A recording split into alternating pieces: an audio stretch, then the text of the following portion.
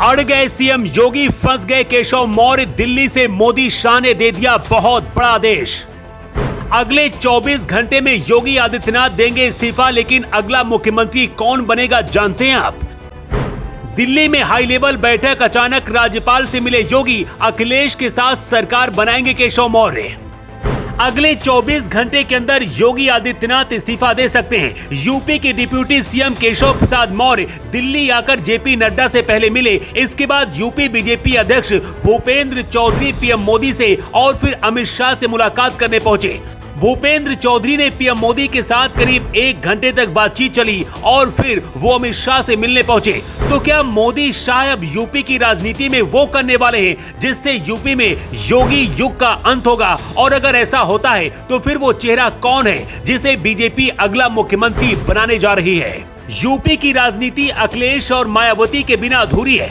BJP के अंदर राजनीतिक हड़कंप के बीच अखिलेश यादव ने पूरी बीजेपी के अंदर और भी ज्यादा भगदड़ मचा दी है। अखिलेश यादव ने ट्वीट करते हुए लिखा है, मानसून ऑफर 100 लाओ सरकार बनाओ। मतलब अखिलेश यादव ने बीजेपी नेताओं को खुला ऑफर दे दिया है कि अगर 100 विधायक योगी सरकार से बगावत करते हैं और उनके पास आते हैं तो अखिलेश यादव बीजेपी के उस बड़े नेता को मुख्यमंत्री बना देंगे।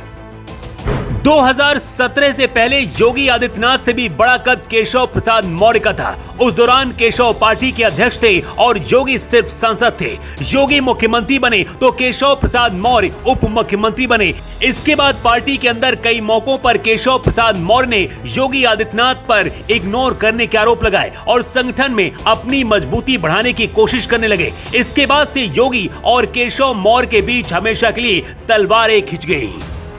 जब केशव मौर्य दिल्ली दौरे पर थे तो उधर योगी आदित्यनाथ ने भी ईंट का जवाब पत्थर से दे दिया। योगी आदित्यनाथ ने राज्य में विधानसभा की 10 सीटों के लिए होने वाले उपचुनाव की रणनीति तैयार करने के लिए लखनऊ में एक बैठक बुलाई। 10 चुनाव क्षेत्रों में प्रचार के लिए उन्होंने 30 मंत्रियों की एक टीम बनाई, जिसमें दोनों डिप्यूटी सीएम केशव प्रसाद मौर्य और ब्रजेश पाठक को कहीं भी जगह नहीं दी गई। इसी बीच अचानक से जब योगी आदित्यनाथ की तस्वीर सामने आई तो खलबली मच गई। योगी आदित्यनाथ राज्यपाल आनंदीबेन पटेल से मुलाकात करने पहुंचे। इसके बाद ये कहा जाने लगा कि योगी अपना इस्तीफा देने जा रहे हैं। वैसे राज्यपाल से मुलाकात को शिष्टाचार भेंट बताया जा रहा है, लेकिन अंदर की हकीकत जो है शायद उसे बाहर नहीं आने दिया गया। अंदरूनी सूत्रों के मुताबिक केशव प्रसाद मौर्य के पास 50 से ज्यादा विधायकों का समर्थन है। वहीं कुछ विधायक खुलकर केशव प्रसाद मौर्य का समर्थन कर रहे हैं। चंदौली की सैयद राजा सीट से बीजेपी विधायक सुशील सिंह ने खुलकर केशव प्रसाद मौर्य का समर्थन किया है, लेकिन केशव मौर्य ने जो सोचा था लगता है वो उल्टा पड़ गया है। योगी को कुर्सी से हटाया जाएगा या नहीं, इस पर तो बहुत जल्द पता चल जाएगा, लेकिन ये बात 100% पक्की है कि योगी कैबिनेट में अब बहुत बड़ा बदलाव होने जा रहा है। कहते हैं राजनीति में कुछ भी हो सकता है, लेकिन मोदी शाह को इस बात का भी डर है कि जिस तरह से अखिलेश यादव खुला ऑफर दे रहे हैं, कहीं केशव मौर्य अखिलेश के साथ हाथ न मिला ले। आज तक योगी आदित्यनाथ कोई भी चुनाव नहीं हारे हैं। केशव प्रसाद मौर्य सिर्फ एक बार विधानसभा और लोकसभा का चुनाव जीते हैं। योगी की पहचान आरएसएस के साये से अलग हिंदुत्व वाली राजनीति की रही है। योगी आदित्यनाथ 1998 में जब गोरखपुर लोकसभा क्षेत्र से सांसद चुने गए थे तो उनकी उम्र महज 26 साल थी। क्या केशव प्रसाद मौर्य योगी आदित्यनाथ को चुनौती दे पाएंगे? केशव प्रसाद मौर्य बीजेपी के लिए ज्यादा अहम है या फिर योगी आदित्यनाथ? इसे समझिए। 2024 लोकसभा चुनाव में बीजेपी भले ही यूपी में पहले के मुकाबले अच्छा प्रदर्शन न कर पाई हो, मगर योगी आदित्यनाथ अपने गढ़ गोरखपुर के आसपास की सभी सीटें बचाने में सफल रहे। बीजेपी गोरखपुर, महाराजगंज, देवरिया, कुशीनगर और बांसगांव सीटें जीतने में सफल रही। वहीं कौशांबी, प्रयागराज, प्रतापगढ़ में बीजेपी को हार मिली। इन तीनों सीटों पर केशव प्रसाद मौर्य का असर माना जाता है।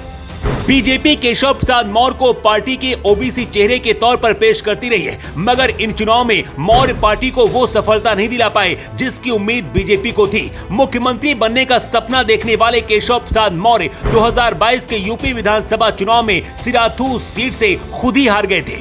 इस चुनावी हार के बाद ऐसा माना जा रहा था कि केशव प्रसाद मौर्य को योगी आदित्यनाथ की सरकार में जगह नहीं मिलेगी, मगर ऐसा नहीं हुआ। केशव प्रसाद मौर्य राज्य के उप मुख्यमंत्री फिर से बना दिए गए। केशव प्रसाद मौर्य को केंद्रीय गृह मंत्री अमित शाह का करीबी माना जाता है, जबकि योगी आदित्यनाथ को अमित शाह के विरोधियों में गिना जाता है। ऐसा इसलिए क्योंकि योगी आदित्यनाथ अपने ज्यादातर फैसले खुद लेते हैं और कई बार मोदी शाह से भी वो टकरा जाते हैं। केशव प्रसाद मौर्य यूपी में 4 बार विधानसभा चुनाव लड़ चुके हैं, मगर सिर्फ साल 2012 में वो विधायकी का चुनाव जीत पाए हैं। अब केशव प्रसाद मौर्य मोदी शाह के लिए क्यों जरूरी हैं, इसे भी समझिए। केशव प्रसाद मौर्य दावा करते हैं कि वो बचपन में चाय और अखबार बेचते थे। बीजेपी पीएम मोदी की तरह केशव प्रसाद मौर्य की ओबीसी पहचान को भी प्रमुखता से बताती है। 2017 में उत्तर प्रदेश विधानसभा चुनाव से कुछ महीने पहले उन्हें उत्तर प्रदेश में बीजेपी का अध्यक्ष बनाया गया था। केशव प्रसाद मौर्य की जाति पूरे उत्तर प्रदेश में है। इस जाति की पहचान अलग अलग नामों से, जैसे मौर्य, मोराव, कुशवाहा, शाक्य, कोयरी, काची और सैनी, ये सभी मिलाकर उत्तर प्रदेश की कुल आबादी में 8.5% है। और बीजेपी की ये सबसे बड़ी कमजोरी है कि केशव प्रसाद मौर्य को नहीं छोड़ा जा सकता है। Bureau report.